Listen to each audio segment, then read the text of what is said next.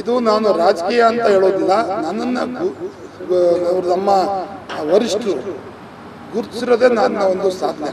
ನಾನು ಬೇಸಾಯಗಾರನೂ ಹೌದು, ತೋಟಗಾರಿಕೆ ಬೆಳೆಯುವಂಥ ರೈತನೂ ಹೌದು, ಹೂ ಬೆಳೆಗಾರನ ತೋರಿಸ್ಕೊಂಬಂದೆ, ಬೆಳೆಯುವಂಥ ಬೆಳೆಗಾರನೂ ಹೌದು.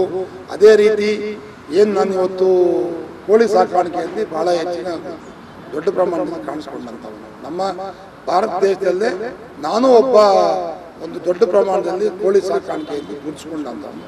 ಅದ್ರ ಜೊತೆಗೆ ಕಾಫಿ ಬೆಳೆಗಾರನೂ ಹೌದು. ನಂದು ಸಕಲೇಶ್ವರದಲ್ಲಿ ಸುಮಾರು 80 ಎಕರೆಯಲ್ಲಿ ಉತ್ತಮ ರೀತಿಯಲ್ಲಿ ನೀವು ಸಹ ಯಾವತ್ತಾರು ಬಂದು ನೋಡ್ಬೋದು.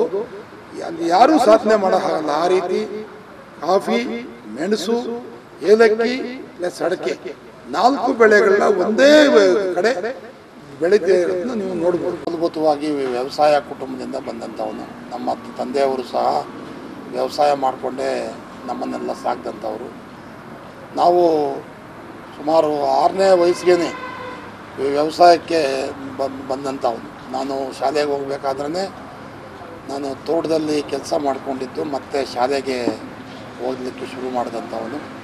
ತದನಂತರ ದಿನಗಳಲ್ಲಿ ನನ್ನೊಂದು ಏನು ಪದವೀಧರ ಆದ ನಂತರ ಸರ್ಕಾರಿ ಉದ್ಯೋಗಕ್ಕೆ ಸೇರಿದ್ರೂ ಸಹ ನನ್ನ ಆಸಕ್ತಿ ಎಲ್ಲ ವ್ಯವಸಾಯದ ಕಡೆನೇ ಇತ್ತು. ನಾನು ಸಮಯ ಸಿಕ್ಕಾಗಲೆಲ್ಲ ವ್ಯವಸಾಯದ ಕಡೆಗೆ ಗಮನ ಹರಿಸ್ತಿದ್ದೆ.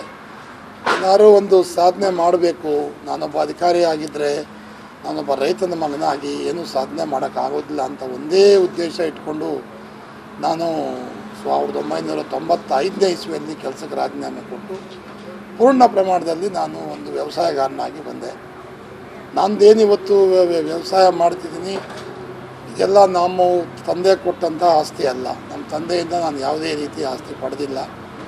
ನನ್ನದೇ ಬ್ಯಾಂಕ್ನಲ್ಲಿ ಕೊಟ್ಟಂಥ ಸಾಲ ಸೌಲಭ್ಯನ ಬಳಸ್ಕೊಂಡು ಚಿಕ್ಕ ಪ್ರಮಾಣದಲ್ಲಿ ನಾನು ಕೋಳಿ ಸಾಕಾಣಿಕೆಗೆ ಶುರು ಮಾಡಿದಂಥವನು. ಕೋಳಿ ಸಾಕಾಣಿಕೆ ನಂತರ ಆ ಕೋಳಿ ಸಾಕಾಣಿಕೆಯಲ್ಲಿ ಬಂದಂಥ ಗೊಬ್ಬರನ ಬಳಸ್ಕೊಂಡು, ಅಲ್ಲಿ ಉಳಿಯುವಂಥ ಕೆಲಸಗಾರರ ಸಮಯನ ಬಳಸ್ಕೊಂಡು ಸಣ್ಣ ಪ್ರಮಾಣದಲ್ಲಿ ಬೇಸಾಯನ ಶುರು ಮಾಡಿದೆ. ಇವತ್ತು 4-6 ಕಡೆ ನಂದು ಬೇಸಾಯ ನಡೀತಿದೆ. ಅದರಲ್ಲಿ ಭಾಳ ಮುಖ್ಯವಾಗಿ ಮಲ್ಟಿಪಲ್ ಕ್ರಾಪ್ಸ್ ಅಂದರೆ ಯಾಕೆ ಬೆಳೆಯೋದು, ಒಂದೇ ಜಮೀನಲ್ಲಿ 4-6 ಬೆಳೆ ಯಾಕೆ ಬೆಳಿಬೇಕು. ಈಗ ಇಲ್ಲಿ ನೀವು ನೋಡಿದ್ದೀರಾ, ತೆಂಗಿನ ಮಧ್ಯೆ ನಾನು ಬೇಸಾಯ ಮಾಡಿದ್ದೀನಿ. ತೆಂಗಿನ ಮಧ್ಯೆ ಶುಂಠಿ ಹಾಕಿದ್ದೀನಿ, ಟೊಮೆಟೊ ಹಾಕಿದ್ದೀನಿ, ಸೌತೆಕಾಯಿ ಹಾಕಿದ್ದೀನಿ, ಇದು ಹಾಗಲಕಾಯಿ ಹಾಕಿದ್ದೀನಿ, ಮಧ್ಯದಲ್ಲಿ ಹೀರೆಕಾಯಿ ಹಾಕಿದ್ದೀನಿ, ಸೋರೆಕಾಯಿ ಹಾಕಿದ್ದೀನಿ, ಮತ್ತು ಬೀನ್ಸು ಇದು ಹುರುಳಿಕಾಯಿ ಹಾಕಿದ್ದೀನಿ. ಹೀಗೆ ಇನ್ನೂ ಹೆಚ್ಚಿನ ಬೆಳೆಗಳನ್ನ ಬೆಳಿಬೋದು. ನಾನು ಸಣ್ಣ ಪ್ರಮಾಣದಲ್ಲಿ ಇಲ್ಲಿ ಯಾಕೆ ಮಾಡಿದ್ದೀನಿ ಅಂತಂದರೆ, ಇದು ಮಾರುಕಟ್ಟೆ ಮಾಡೋದು ಭಾಳ ಮುಖ್ಯ ಉದ್ದೇಶ. ರೈತ ಇವತ್ತು ಬೆಳೆಯೋದನ್ನು ಕಲ್ತಿದ್ದಾನೆ. ಕೋಲಾರ ಜಿಲ್ಲೆ ಅದಕ್ಕೂ ಹೆಚ್ಚಿನ ಪ್ರಮಾಣದಲ್ಲಿ ತರಕಾರಿ ಬೆಳೆಯೋದಕ್ಕೆ ಭಾಳ ಪ್ರಖ್ಯಾತಿ ಹೊಂದಿದಂಥದ್ದು. ರೈತನ ತನ್ನದೇ ಪ್ರಯತ್ನದಿಂದ ವೈಜ್ಞಾನಿಕ ಬೇಸಾಯನ ಮಾಡೋದನ್ನ ಕಲ್ತ್ಕೊಂಡಿದ್ದಾನೆ ಇವತ್ತಿನ ದಿವಸ. ನಮ್ಮ ಕೃಷಿ ಮಂತ್ರಿಗಳು ಹೇಳ್ತಾರೆ, ಕೋಲಾರ ಜಿಲ್ಲೆ ಅಂದರೆ ಒಂದು ಮಿನಿ ಇಸ್ರೇಲ್ ಇದ್ದಂಗೆ. ನಾವು ಯಾವುದೇ ಇಸ್ರೇಲ್ ದೇಶಕ್ಕೆ ಹೋಗಬೇಕಾಗಿಲ್ಲ. ಆಧುನಿಕ ಬೇಸಾಯ ಪದ್ಧತಿನ ನಾವು ಕಲಿಬೇಕಂದ್ರೆ ಕೋಲಾರಕ್ಕೆ ಹೋಗಿ ಅನ್ನೋ ಮಾತನ್ನು ಸಾಕಷ್ಟು ಸಾರಿ ಹೇಳಿದ್ದಾರೆ. ನಾನು ಇವತ್ತಿನ ದಿವಸ ನನ್ನ ಏನು ಸಾಧನೆ ಪ್ಲಸ್ ನಾನೇನು ಶಾಸಕ ಸ್ಥಾನದಿಂದ ಒಂದು ಅವಕಾಶ ಇತ್ತು, ಅದಕ್ಕೆ ಸರ್ಕಾರದವರು ಧಾರವಾಡ ಕೃಷಿ ವಿದ್ಯಾಲಯಕ್ಕೆ ಆಡಳಿತ ಮಂಡಳಿದ ನಿರ್ದೇಶಕರಾಗಿ ಸಹ ನಮ್ಮ ರಾಜ್ಯಪಾಲರು ನನ್ನ ನಾಮಕರಣ ಮಾಡಿದ್ದಾರೆ. ಅಲ್ಲೂ ಸಹ ನಾನು ಕೃಷಿ ಬಗ್ಗೆ ಸಾಕಷ್ಟು ಚರ್ಚೆ ಮಾಡ್ತಿರ್ತೀನಿ. ಇಲ್ಲಿ ನೀವು ನೋಡಿದಂಥ ಭಾಳ ಕಡಿಮೆ ಸಮಯದಲ್ಲಿ ನಿಮಗೆಲ್ಲ ವಿವರಣೆ ಕೊಡಬೇಕಾಗತ್ತೆ. ಇಲ್ಲಿ ಏನು ನಾನು ಸಣ್ಣ ಬೆಳೆ ಯಾಕೆ ಮಾಡಿದೆ ಅಂತಂದರೆ, ಇವತ್ತು ನನ್ನ ಉದ್ದೇಶ ಫಾರ್ಮರ್ ಟು ದಿ ಕಸ್ಟಮರ್, ಅಂದರೆ ಬೇಸಾಯಗಾರನಿಂದ ಗ್ರಾಹಕನಿಗೆ ನೇರವಾಗಿ ಉತ್ತಮ ತರಕಾರಿಗಳನ್ನ ಯಾವ ರೀತಿ ಕೊಡಲಿಕ್ಕೆ ಸಾಧ್ಯ ಅನ್ನೋದು ನೀವಿಲ್ಲಿ ನೋಡ್ತಿರ್ತೀರಿ. ಇದೆಲ್ಲ ನೋಡಿ, ಅಲ್ಲಿಂದ ಏನು ತರಕಾರಿಗಳನ್ನ ತೊಗೊಂಬರ್ತಾರೆ, ಕೆಳಗಡೆ ಪ್ಲಾಸ್ಟಿಕ್ ಶೀಟ್ ಹಾಕಿ ಎಲ್ಲ ಇಲ್ಲಿ ಬೈಫರ್ಕೇಟ್ ಮಾಡ್ತಿದ್ದಾರೆ, ಡೈರೆಕ್ಟಾಗಿ ಪ್ಲೇಟ್ಗೆ ಹಾಕ್ತಿದ್ದಾರೆ. ಇದೇನಾಗುತ್ತೆ, ಇದೆಲ್ಲ ಸಪ್ರೇಟ್ ಮಾಡಿಕೊಂಡು ನೋಡಿ ಗಾಡಿಗಳು ನಿಂತಿದ್ದಾವೆ, ಗಾಡಿಗೆ ಎಲ್ಲ ತರಕಾರಿಗಳನ್ನ ತುಂಬಿಕೊಂಡು ಇದು ಅಪಾರ್ಟ್ಮೆಂಟ್ಗೂ ಹೋಗಿ ತರಕಾರಿಗಳನ್ನ ನೇರವಾಗಿ ಗ್ರಾಹಕರಿಗೆ ಮಾರ್ತಾರೆ. ಗ್ರಾಹಕರಿಗೆ ಎಷ್ಟು ನಂಬಿಕೆ ಬಂದಿದೆ ಅಂದರೆ, ಯಾವುದೇ ತರಕಾರಿ ಬೇರೆ ಕಡೆ ಅವರು ಕೊಳ್ಳಲ್ಲ. ಇದು ನಮ್ಮದು ಏನು ಬ್ರ್ಯಾಂಡ್ ಇದೆ, ಡೈಲಿ ಫ್ರೆಶ್ ಅಂತ ಏನು ತರಕಾರಿ ಹೆಸರಲ್ಲಿ ನಾವು ಇವತ್ತು ಮಾರ್ತೀರಿ, ಇದೇ ತರಕಾರಿಗಳು ತಗೊಳ್ಳಿಕ್ಕೆ ಅವರು ಕಾಯ್ತಿರ್ತಾರೆ. ಈ ಮಧ್ಯದಲ್ಲಿ ನಾನು ಮೂಲ ಉದ್ದೇಶ ಹೇಳೋದು ರೈತರಿಗೆ ಹಣ ಮಾಡಬೇಕಂತಂದರೆ ಈ ರೀತಿ ನೇರವಾಗಿ ಗ್ರಾಹಕರಿಗೆ ಕೊಟ್ಟಿದ್ದೇ ಆದರೆ ನಾವು ಬೆಳೆದಂಥ ಉತ್ಕೃಷ್ಟವಾದಂಥ ತರಕಾರಿ ಗ್ರಾಹಕರಿಗೆ ಸೇರೋದು ಮೂಲ ಉದ್ದೇಶ. ಜೊತೆಗೆ ಮಧ್ಯದಲ್ಲಿ ದಳ್ಳಾಳಿಗಳನ್ನ ನಾವು ಇದರಲ್ಲಿ ಸೇರಿಸದೇ ಇದ್ದರೆ ಅವರು ಏನು ಹಣನ ಹೊಡಿತಾರೆ, ತೂಕದಲ್ಲಿ ಹೊಡಿತಾರೆ, ಬೆಲೆಯಲ್ಲಿ ಹೊಡಿತಾರೆ, ತಗೊಂಡಂಥದ್ದು ಇದು ಬೆಳೆಗಳಿಗೆ ಅವರು ಹಣ ಸರಿಯಾದ ರೀತಿಯಲ್ಲಿ ಪಾವತಿ ಮಾಡೋದಿಲ್ಲ. ಇದು ಯಾವುದೂ ಆಗದೆ ರೈತನಿಗೆ ಇದೊಂದು ಆಧುನಿಕ ಬೇಸಾಯ ಪದ್ಧತಿ ಜೊತೆಗೆ ಆಧುನಿಕ ಮಾರುಕಟ್ಟೆ ವ್ಯವಸ್ಥೆದು ಸಹ ರೂಢಿಸ್ಕೋಬೇಕನ್ನೋದು ನನ್ನ ಮೂಲ ಉದ್ದೇಶ. ನಾನು ಈ ಒಂದು ನಿಮ್ಮ ಒಂದು ವೇದಿಕೆ ಮುಖಾಂತರ ಅಂದರೆ ಈ ಮಾಧ್ಯಮದ ಮುಖಾಂತರ ನಾನು ರೈತ ಮಿತ್ರರಿಗೆ ಹೇಳೋದಿಷ್ಟೇ, ಬೆಳೆ ಬೆಳೆದ್ರೆ ಮಾತ್ರ ಸಾಲದು, ಯಾವ ವೈಜ್ಞಾನಿಕ ಪದ್ಧತಿಯಲ್ಲಿ ಬೆಳೆನ ಬೆಳಿಬೇಕು, ಅದ್ರ ಜೊತೆಗೆ ವೈಜ್ಞಾನಿಕವಾಗಿ ಹೇಗೆ ಅಂದರೆ ಹೈಜಿನ್ನೆಸ್ ಅಂತ ಏನು ಹೇಳ್ತಾರೆ ಇಂಗ್ಲೀಷಲ್ಲಿ, ಅಂದರೆ ಉತ್ತಮವಾಗಿ ಬೆಳೆಯೋದು ಒಂದು ಅಂಶ ಆದರೆ ಉತ್ತಮವಾಗಿ ಅದನ್ನು ಗ್ರಾಹಕರಿಗೆ ಸೇರಿಸೋದು ಕೂಡ ಇನ್ನೊಂದು ಅಂಶ. ರಸಗೊಬ್ಬರಗಳು ನಾವು ಭಾಳ ಕಡಿಮೆ ಪ್ರಮಾಣದಲ್ಲಿ ಉಪಯೋಗಿಸ್ತೀವಿ. ನಮ್ಮದೇ ಕೋಳಿ ಗೊಬ್ಬರ ಸಾಕಷ್ಟು ಸಿಗುತ್ತೆ. ನೀವು ಪಕ್ಕದಲ್ಲಿ ನೋಡಿದ್ದೀರಿ, ಕುರಿ ಗೂಡು ಕೂಡ ನಾವು ಮಾಡಿದ್ದೀವಿ.